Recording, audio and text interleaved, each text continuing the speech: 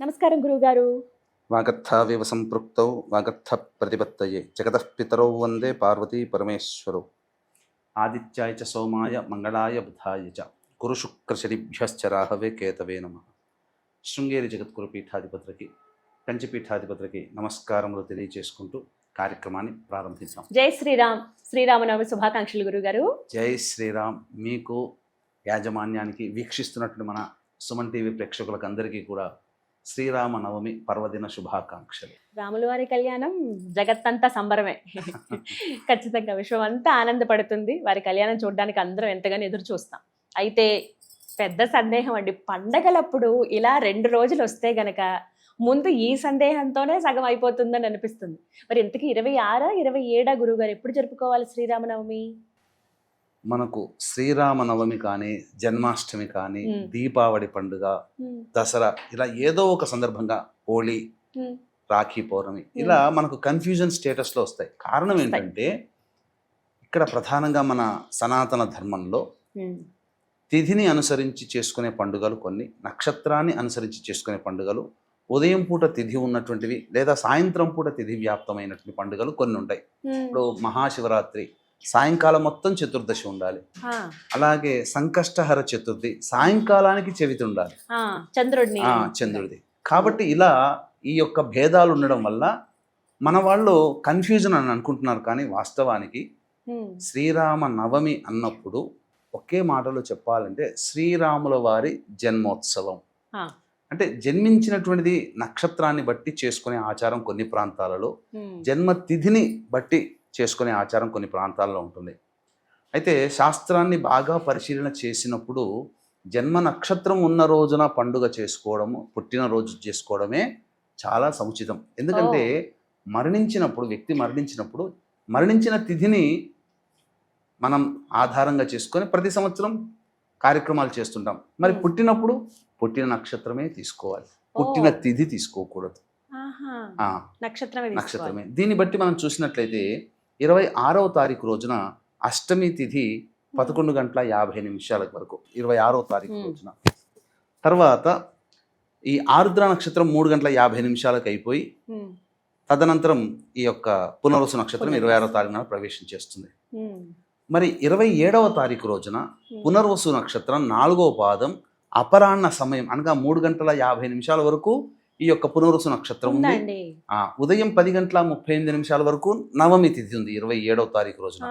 కాబట్టి 27వ తారీఖు నవమి సూర్యోదయానికి, అలాగే రాముల వారు జన్మించిన జన్మ నక్షత్రం పునర్వసు నక్షత్రం 4వ పాదం మధ్యాహ్న అపరాహ్న సమయానికి 12:30 సమయంలో జన్మించాడు కదా, అదే సమయానికి పునర్వసు నక్షత్రం 27వ తారీఖు రోజున ఉంటుంది. కాబట్టి వీక్షించేటువంటి ప్రేక్షకులు 27వ తారీఖు రోజున జరుపుకోవడమే సముచితం. మనకు ఇంకా క్లియర్గా చెప్పాలి అని అంటే భద్రాచలంలో రాముల వారి కళ్యాణం ఎప్పుడు చేస్తున్నారో అప్పుడే కళ్యాణం చేసుకోవాలి. 27న జరుగుతుంది కాబట్టి మనం అందరం కూడా 27నే జరుపుకోవాలి. 27 జరుపుకోవాలి. పెద్ద సందేహం అయితే తీరిందండి. ఇక తదుపరి అడిగేది ఆ రోజు విశిష్టత, అలాగే ఇంట్లో ఎలా చేసుకోవాలి పూజా కార్యక్రమం, ఉదయం నుంచి సాయంత్రం వరకు ఎట్లా గడపాలి? మనకు నవరాత్రులలో గుప్త నవరాత్రులు అని ఆషాఢము తర్వాత వచ్చే వారాహి మరియు శ్యామ నవరాత్రులు, ప్రత్యక్ష నవరాత్రులు అని కూడా ఉన్నాయమ్మా. ప్రత్యక్ష నవరాత్రులు అప్పుడు కేవలం దుర్గా నవరాత్రులనే చేస్తాం, కానీ లలితా నవరాత్రులు కూడా ఉన్నాయి. రాముల వారి యొక్క వీరోచిత పోరాటము, ఒక పురాణ పురుషుడుగా అవతరించినంత వరకు కూడా లలితా నవరాత్రులు చేసుకున్నారు. రాముని వారి గొప్పతనాన్ని కాంక్షిస్తూ ఈ యొక్క శ్రీరామ నవమిని కళ్యాణోత్సవంగా రామదాసు వారి కాలం నుంచి వచ్చింది.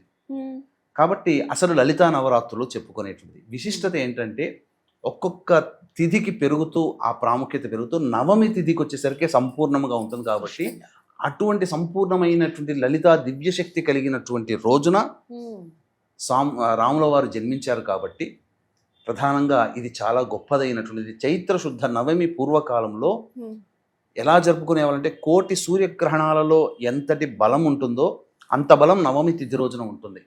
అంత బలవత్తరమైన రోజు కాబట్టే రాక్షస సంహారం జరుపుకోవాలనే సదుద్దేశంతో, జరపాలనే సదుద్దేశంతో రాముల వారు విష్ణు అంశ సంభూతులై శ్రీరామ నవమిగా చెప్పుకునే చైత్ర శుద్ధ నవమి రోజున జన్మించడం జరిగింది.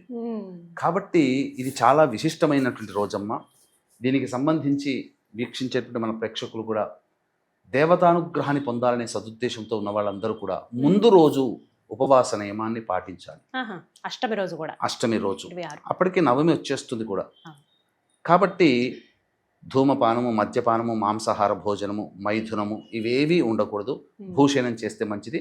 తెల్లవారి రాముల వారి యొక్క అనుగ్రహాన్ని పొందడం కోసం, విష్ణు అనుగ్రహం పొందడం కోసం నేను భక్తితో చేసుకుంటాను, నాకు శక్తిని ప్రసాదించు రామ అని చెప్పి మనస్సులో నమస్కారం చేసుకుని రాముణ్ణి తలుచుకుంటూ నిద్రకు ఉపక్రమించాలి. తెల్లవారే 4 గంటలకల్లా లేచి కాలకృత్యాదులన్నీ తీర్చుకొని చక్కగా రాముల వారి పట్టాభిషేక మహోత్సవానికి సంబంధించిన చిత్రపటం ఉంటుంది, మొత్తం పరివారంతో సహా. ఆ యొక్క చిత్రపటానికి చక్కటి పూలమాల వేసి తర్వాత దీపారాధన చేసి విష్ణు సహస్రనామ పారాయణము, రామ అష్టోత్తర పారాయణము 3 సార్లు పఠించాలి. ఈ విధంగా చేసిన తర్వాత ఆ రోజంతా కూడా రాముల వారి నామస్మరణ చేసుకుంటూ ఉండాలి. ఎందుకంటే 1,000,000 సూర్యగ్రహణాలతో సమానం అన్నాం కదా.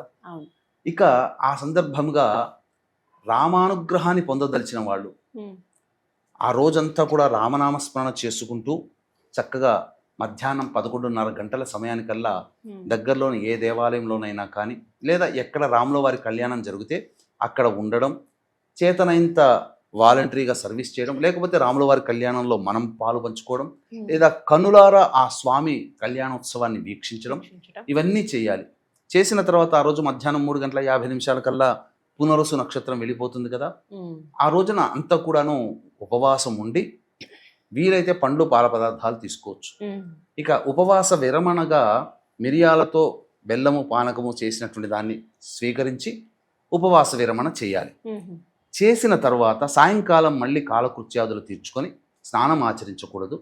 విష్ణు దేవాలయానికి లేదా రామాలయానికి చేరుకొని ఆ రాముల వారి అర్చన కార్యక్రమం జరిపించుకొని ఇంటికి తిరిగి వచ్చి రాత్రిపూట చంద్రుని దర్శనం చేసుకొని భోజనం చేయవచ్చు. ఈ విధంగా సంబంధించినటువంటివి ఎవరైతే చేస్తారో ఆ రామానుగ్రహానికి పాత్రులవుతారు. అంటే పరమేశ్వరుడు అన్ని విద్యలను ఇచ్చి శ్రీరామ అనే తారక మంత్రాన్ని మాత్రం తన దగ్గర పెట్టుకున్నాడు. అన్ని విద్యల కంటే కూడా బలమైనది రామనామం. కాబట్టి అటువంటి శ్రీరామ నవమి రోజున మనమందరం కూడా ఆచరించడం అనేటువంటిది పూర్వపుణ్యం ఉంటే తప్ప ఆచరిస్తారు. ఆ పాపము తొలగి కష్టాలు తొలగాలనుకునే వాళ్ళు రామనవమిని ఆచరించాలి. అన్నిటికంటే ముఖ్యంగా మన యొక్క ఆంధ్ర, తెలంగాణ, కర్ణాటక కొన్ని ప్రాంతాలు, తమిళనాడు కొన్ని ప్రాంతాలలో కళ్యాణోత్సవం జరుపుతారు. కానీ మిగతా భారతదేశంలో ఎక్కడా కూడా జయంతి ఉత్సవాలు జరుపుతారు తప్ప, పుట్టినరోజుగా పండగ జరుపుకుంటారు తప్ప రామనామిలో కళ్యాణం మన దగ్గర మాత్రమే చేస్తారు. ఇది మనకు తరచి చూస్తే మనకు గమనించినటువంటిది ఏంటంటే భద్రాచల రామాలయ నిర్మాణం అనేటువంటి ధమ్మక్క ద్వారా వచ్చింది కదా. స్వామివారి యొక్క విగ్రహం అందులోనే లభించింది కదా. సీతా సమేతుడైనటువంటి లక్ష్మణ సహితుడైనటువంటి రాముల వారి విగ్రహం లభించింది కాబట్టి దానికి గుర్తుగా శ్రీరామ నవమి రోజున కళ్యాణం అనేటువంటిది అప్పటి నుంచి రామదాసుల వారు ఏర్పాటు చేసి ఉండవచ్చు. అందుకనే కేవలం భద్రాచలంలో మాత్రమే కళ్యాణం జరపబడుతుంది రామనవమి రోజున. ఇది మన ఆంధ్ర, తెలంగాణ ప్రాంతంలో జరుపుతారు, అన్ని చోట్ల చేస్తారు. ఇక ప్రధానంగా చాలా మందికి సమస్యలు ఉంటుంటాయి. ఏంటి? జటిలమైన సమస్యలు పరిష్కారం కానీ, కోర్టు కేసులు కానీ లేకపోతే ఒకళ్ళ దగ్గర నుంచి మనకు పని కావాల్సి వస్తే పని కాకపోవడం కానీ, ఉద్యోగ సంబంధంగా మనం ఎదురు చూస్తున్నాం, అన్ని ఆర్డర్స్ వస్తాయి, ఉద్యోగం సరిగ్గా మనకు ఆర్డర్ రాకపోవడం కానీ, లేకపోతే మనం వీసా ప్రయాణం కోసం అప్లై చేస్తాం, అన్నీ శాంక్షన్ అవుతాయి కానీ వీసా దగ్గర ప్రాబ్లం ఉంటుంది. ఇలాంటి జటిలమైన సమస్యల నివారణకి, అలాగే ఉద్యోగ సంబంధమైన సమస్యల నివారణకి, దాంపత్య సమస్యల నివారణకి, సంతాన సమస్యల నివారణకి ఈ రామనవమి రోజున కొన్ని పరిహారాలు చేసుకుంటే చాలా మంచి జరుగుతుంది. ఇక్కడ ప్రధానంగా దైవం మానుష రూపేణ రాముల వారి యొక్క అనుగ్రహంతో మనుష్యుల రూపంలో మనకు సహాయ సహకారాలు అందుతాయమ్మా. ఎలా చేసుకోవాలో తెలియజేసుకున్నాం. వీక్షించేటువంటి ప్రేక్షకులు కూడా ఈ యొక్క ఏప్రిల్ 2వ తారీఖు రోజున చైత్ర పౌర్ణమి సందర్భంగా మన పీఠమాధుర్యంలో ఈ సంవత్సరం అంతా కూడా నవగ్రహాల యొక్క అనుగ్రహం కలగడం కోసం నవగ్రహ పాశుపత హోమము, మృత్యుంజయ హోమము, రుద్రహోమము, సుదర్శన హోమము, లక్ష్మీ మూలమంత్ర సంపుటిత లక్ష్మీ సూక్త హోమము అనేటువంటి జరిపించి శక్తిపాతం చేసినటువంటి కరుంగలి మాల ఇవ్వడం జరుగుతుంది. సాయంకాలం 6 గంటలకి 2వ తారీఖు రోజున ప్రారంభమవుతుంది. అవకాశం ఉన్న వాళ్ళు 2వ తారీఖు మధ్యాహ్నం 3 గంటల లోపల మీరు గోత్రనామాదులు స్క్రీన్పై కనిపిస్తున్న నెంబర్కి కాంటాక్ట్ చేసి నమోదు చేసుకోవచ్చు. ఇంతకుముందు చెప్పుకున్నట్టుగానమ్మా, జటిలమైనటువంటి సమస్యల నివారణకి ఈ రోజున సుందరకాండ పారాయణం చేయాలమ్మా. దొరుకుతుంది, పుస్తకం దొరుకుతుంది. ఆ రోజు మొత్తం పారాయణం చేస్తే ఆంజనేయుని యొక్క అనుగ్రహంతో అది జరుగుతుంది. ఇక తర్వాత ఉద్యోగము, పదవి, వ్యాపార సంబంధమైనటువంటి సమస్యలు ఉంటాయి. శ్రీరామ పట్టాభిషేక మహోత్సవం అంటే రావణ సంహారం జరిగి శ్రీరామ పట్టాభిషేకం జరిగేంత వరకు ఉండేటువంటి సర్గని మనం 108 సార్లు కనుక పారాయణం చేస్తే ఖచ్చితంగా ఉద్యోగం లభిస్తుంది. ఉద్యోగం పోతుందనే భయం వాళ్ళకి, ఆ భయం తొలగిపోతుంది. ఇక దాంపత్య సమస్యల నివారణకి రావణ సంహారం జరిగి పట్టాభిషేకము జరిగి అన్యోన్య దాంపత్యముగా ఉండి గర్భవతి అయి సంతానాన్ని కని రాముల వారు ఉండేంత వరకు కూడా, అనగా ఆ యొక్క అవతార సమాప్తి జరిగేంత వరకు కూడా ఉన్నటువంటి ఘట్టాన్ని ఎవరైతే 3 మార్లు పారాయణం చేస్తారో దాంపత్య సమస్య తొలగిపోతుంది. ఇక వివాహ సమస్యలు అనేటువంటివి ప్రధానంగా చూసుకున్నట్లయితే అరణ్యానికి బయలుదేరి బాలకుడిగా ఉన్నటువంటి రామ లక్ష్మణులు అరణ్యానికి బయలుదేరి సీతా కళ్యాణ ఘట్టం వరకు, సీతారామ కళ్యాణం ఘట్టం వరకు ఉన్నటువంటి ఆ సర్గని ఒక 21 మార్లు కనుక పారాయణం చేస్తే తప్పకుండా ఆ సంబంధించినటువంటి వివాహ దోషాలు తొలగిపోయి ఆదర్శ పురుషుడైనటువంటి రాముడిలాగా ఆదర్శ మహిళ అయినటువంటి సీత లాంటి వధువు వారి యొక్క జీవితంలో ప్రవేశిస్తుంది. ఇక అన్నిటికంటే మించి ప్రధానముగా సంతాన సమస్యలు కూడా ఈ సంబంధించినటువంటి ఘట్టం. దాంపత్య సమస్యల నివారణకి, అన్యోన్య దాంపత్యానికి ప్రతీకగా ఉండే రాముల వారికి సంబంధించినటువంటి. కాబట్టి ఈ యొక్క రాముల వారు వనవాసానికి ప్రయాణం చేసిన దారభ్యత, రావణ సంహారం జరిగి లంక నుంచి బయలుదేరి పట్టాభిషేకం అయ్యేంత వరకు ఉండేటువంటి ఘట్టాన్ని ఒక్క 3 మార్లైనా ఆ రోజు పారాయణం చేస్తే దాంపత్య సమస్యలు తొలగిపోతాయి. కష్ట నష్టాలు ఎదుర్కొన్న రాముడి కంటే మనం సమస్యలు గొప్పవి కావు కాబట్టి ఈ సమస్యలన్నీ తొలగిపోతాయని చెప్పవచ్చు. రామాయణమే ఒక పరిష్కారం, గొప్ప పరిష్కారం కదండి.